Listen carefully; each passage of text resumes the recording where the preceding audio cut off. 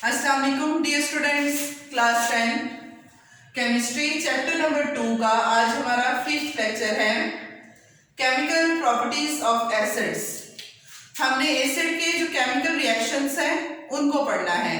Physical properties हमने very first page पे पढ़ ली थी एसिड और बेसिस की, कि एसिड का सोर टेस्ट है, जो बेसिस है उनका बिटर टेस्ट है, और ये इस तरह से हमने कितनी 4-5 उनकी प्रॉपर्टीज पढ़ी थी। आज हम पढ़ने जा रहे हैं केमिकल प्रॉपर्टीज, केमिकल रिएक्शंस के एसिड डिफरेंट केमिकल्स के साथ, मेटल्स के साथ, साल्ट के साथ, बेसिस के साथ, कार्बोनेट्स के साथ, सल्फेट्स के साथ किस तरह से रिएक्शन शो करते हैं, वो आज हमने पढ़ना है। सबसे पहला है रिएक्शन विद मेटल्स। मेटल्स आपको पता ही है कि जैसे ग्रुप 1 के एलिमेंट हैं, ग्रुप 2 के एलिमेंट्स हैं, या हमारे पास ट्रांजिशन एलिमेंट्स हैं, तो वो मेटल्स हैं।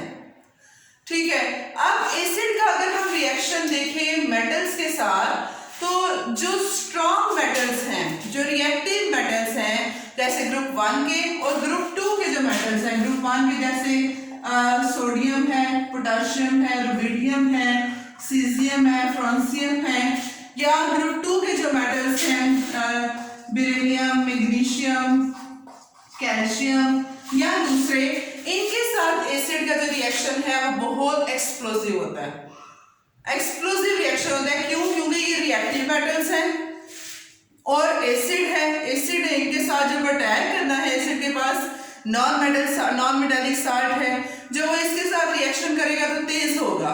लेकिन अगर हम डाइल्यूट एसिड्स की बात करें, अगर हम एसिड जो है उनको डाइल्यूट कर लें, उनमें पानी मिक्स कर लें, तो तब हम उसका मेटल के साथ रिएक्शन करवाएंगे, तो वो रिएक्शन हमारे पास नॉर्मल होगा, वो एक्सप्लोसिव नहीं होगा।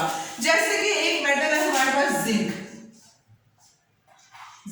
मेटल है, इसके साथ हम एक एसिड का रिएक्शन करवाते हैं H2SO4 का। अब जिंक के ऊपर वैसे चार्ज होता है +2, SO4 के ऊपर होता है -2। अब आपको पता है कि जो ऑपोजिट है वही अट्रैक्ट करेंगे ना एक दूसरे को, तो ये जिंक इस SO4 के साथ मिलेगा और बना देगा जिंक सल्फेट, ZnSO4 बन गया। पीछे क्या बचा है हमारे पास? H2 हाइड्रोजन, और साथ हमारे पास हाइड्रोजन गैस लिबरेट हो जाएगी, उड़ जाएगी। फिर हम देखते हैं एल्यूमिनियम का रिएक्शन। एल्यूमिनियम अगर HCl के साथ रिएक्शन करती है, 6HCl है हमारे पास। अब एक जो Cl है उसके ऊपर -1 चार्ज होता है, तो जो 6 Cl होंगे उनके ऊपर -6 होगा।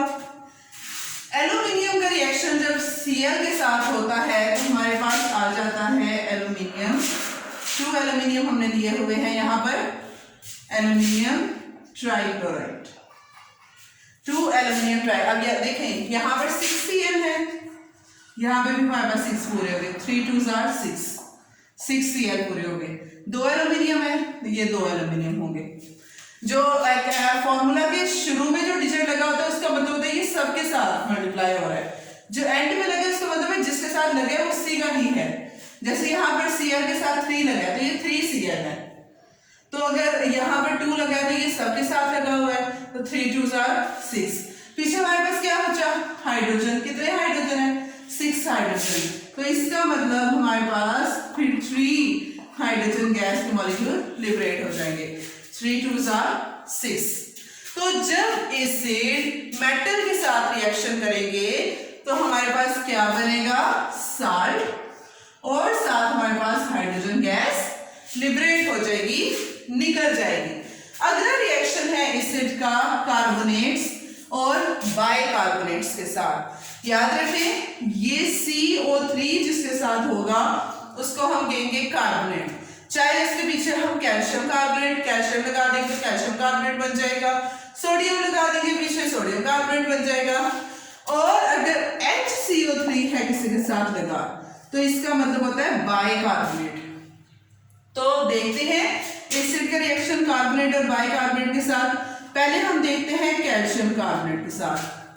कैल्शियम कार्बोनेट है हमारे पास, साथ में हमने ले लिया यहां पर फॉर एग्जाम्पल HCl, 2HCl। अब कैल्शियम मेटल है, हमेशा एक मेटल नॉन मेटल के साथ मिलता है। क्लोराइड नॉन मेटल है जो 7 ग्रुप का है।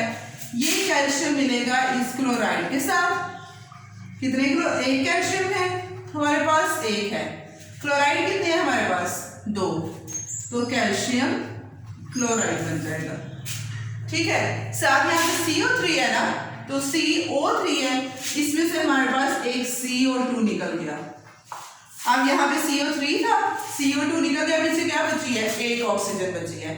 अब वो एक ऑक्सीजन यहाँ से 2 हाइड्रोजन के साथ मिलेगी और बना देगी वाटर H2O। ठीक है, यहाँ पे 2 हाइड्रोजन है ना, ये 2 हाइड्रोजन फिर एक ऑक्सीजन के साथ मिलेंगे तो वाटर निकल गया। पीछे ये जो कार्बोनेट की कार्बन डाइऑक्साइड थी वो निकल गई और साथ हमारे पास बन गया साल्ट। तो जब एसिड कार्बोनेट के साथ या बाइकार्बोनेट के साथ रिएक्शन करेंगे तो हमारे पास क्या बनेगा, साल्ट। साथ में हमारे पास कार्बन डाइऑक्साइड गैस निकलेगी, उड़ जाएगी ऊपर को और साथ हमारे पास बनेगा वाटर। अब हम बाइकार्बोनेट के साथ रिएक्शन देख लेते हैं। सोडियम बाइकार्बोनेट है, जैसे सोडियम बाइकार्बोनेट प्लस फिर HCl ले लें अगर हम, ये सोडियम है, सोडियम किसके साथ मिलता है, क्लोराइड के साथ, बन गया हमारे पास सोडियम क्लोराइड NaCl। पीछे वही हमारे पास एक हाइड्रोजन ये है, एक हाइड्रोजन ये है, H2, 2 हाइड्रोजन और साथ यहाँ से 3 ऑक्सीजन है और एक ऑक्सीजन के साथ मिला H2O वाटर वाले के। पीछे यहाँ पे क्या बचा, C, एक ऑक्सीजन तो इनके साथ मिल गया, पीछे 2 ऑक्सीजन बच गए, CO2। तो ये कार्बन डाइऑक्साइड गैस ऊपर को उड़ जाएगी। ये हमारे पास रिएक्शन हुआ है, reaction with carbonates and bicarbonates के। जब कार्बोनेट या बाइकार्बोनेट के साथ एसिड रिएक्ट करता है तो तब हमारे पास साल्ट बनता है, वाटर बनता है और साथ कार्बन डाइऑक्साइड गैस लिबरेट हो जाती है। थर्ड हमारे पास रिएक्शन है रिएक्शन विद बेसिस। अब देखिए एसिड है, एसिड ऑपोजिट चीज के साथ रिएक्ट करे बेस के साथ, तो इसका मतलब फिर वो न्यूट्रलाइज कर देंगे ना एक दूसरे को, न्यूट्रलाइजेशन का रिएक्शन हो जाएगा कि एसिड बेस के साथ मिल गया। तो हमेशा जब भी एक एसिड बेस के साथ मिलता है तो हमारे पास 2 चीजें बनती हैं, salt plus water, salt plus water. तो क्या होता है कि इस रिएक्शन को हम न्यूट्रलाइजेशन रिएक्शन कहते हैं कि जब साल्ट बन जाता है ना वो एसिड रहता है ना वो बेस रहता है। जैसे हमारे पास एक बेस है सोडियम हाइड्रोक्साइड, सोडियम हाइड्रोक्साइड के साथ हम रिएक्शन करवा दें अगर एसिड का HCl का, हमारे पास क्या बनेगा, ये सोडियम मेटल है, ये नॉन मेटल के साथ मिलके सोडियम क्लोराइड प्लस पीछे एक हाइड्रोजन ये, एक हाइड्रोजन ये, H2, साथ पीछे क्या बचा, ऑक्सीजन O, H2O। तो हमारे पास एसिड ने बेस के साथ रिएक्शन किया, क्या बना हमारे पास, साल्ट प्लस वाटर।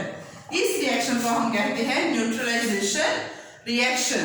फिर अगर हम एक और बेस ले लें, यहां पर कैल्शियम ऑक्साइड ले लें, साथ हम एसिड ले लें H2SO4, सल्फ्यूरिक एसिड। अब ये कैल्शियम किसके साथ रिएक्ट करेगा, सल्फेट के साथ, क्या बनेगा, कैल्शियम सल्फेट प्लस हमारे पास यहाँ पर 2 हाइड्रोजन है और पीछे बच गया एक ऑक्सीजन, प्लस हमारे पास बन गया वाटर। अब ये कैल्शियम सल्फेट क्या है, साल्ट है और साथ क्या बचा है, वाटर। अब अगला हम रिएक्शन देखते हैं, एसिड का रिएक्शन देखते हैं। अभी तक हमने कितने पढ़े हैं, 3, reaction with metals, reaction with carbonates and bicarbonates and third reaction हमने पढ़ा बेसिस के साथ। तो हमने इसमें पढ़ा कि जो मेटल्स हैं, मेटल्स के साथ जब एसिड रिएक्ट करते हैं तो हमारे पास क्या बना था, salt plus hydrogen gas liberate हुई थी। कार्बोनेट्स के साथ या बाइकार्बोनेट्स के साथ जब रिएक्शन होगा तो हमारे पास क्या बना था, कार्बन डाइऑक्साइड, साल्ट और साथ वाटर। और जब बेस के साथ रिएक्शन हुआ तो दैट इज न्यूट्रलाइजेशन रिएक्शन, जिसमें हमारे पास क्या बना है, साल्ट प्लस वाटर। अगला रिएक्शन है reaction with sulphide and bisulphides, sulphides and bisulphides. हमेशा याद रखना है, अगर आप देखेंगे कहीं पे लिखा है SO4, इसका मतलब होता है सल्फेट, सल्फेट। अगर आप लिखा देखेंगे HSO4, इसका मतलब होगा बाइसल्फेट।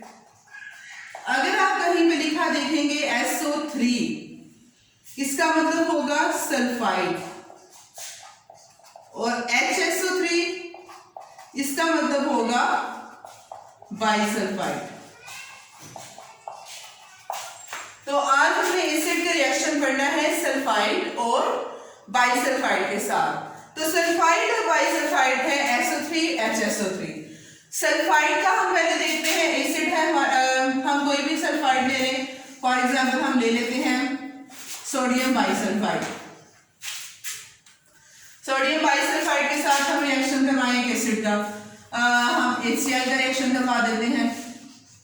अब सोडियम किसके साथ मिला, क्लोराइड के साथ, सोडियम क्लोराइड प्लस, पीछे हमारे पास देखें यहाँ पर SO3 है ना, इसमें से एक गैस निकल जाएगी सल्फर डाइऑक्साइड, SO2 निकल गई, पीछे एक ऑक्सीजन बच गया। अब वो एक ऑक्सीजन और साथ हमारे पास क्या बचा है, 2 हाइड्रोजन, H2O वाटर। ये रिएक्शन होता है बाइसल्फाइड के साथ। जब एसिड बाइसल्फाइड के साथ रिएक्ट करता है तो इन टर्न हमारे पास क्या बनता है, साल्ट, साथ में सल्फर डाइऑक्साइड गैस लिबरेट कर जाती है, निकल जाती है, और साथ हमारे पास वाटर। और अगर हम सल्फाइड के साथ देखें, कैल्शियम सल्फाइड है जैसे, उसके साथ हम सल्फ्यूरिक एसिड का रिएक्शन देख लेते हैं। कैल्शियम किसके साथ मिलेगा, सल्फेट के साथ, कैल्शियम सल्फेट प्लस, पीछे हमारे पास SO3 है, SO3 में से SO2 गैस जो सल्फर डाइऑक्साइड गैस है, जो कि फिर एटमॉस्फेयर में जाके वाटर के साथ मिलके सल्फ्यूरिक एसिड बना देती है, जो एसिड रेन होती है, वो गैस निकल गई, पीछे हमारे पास H2O बचा, वो आ गया।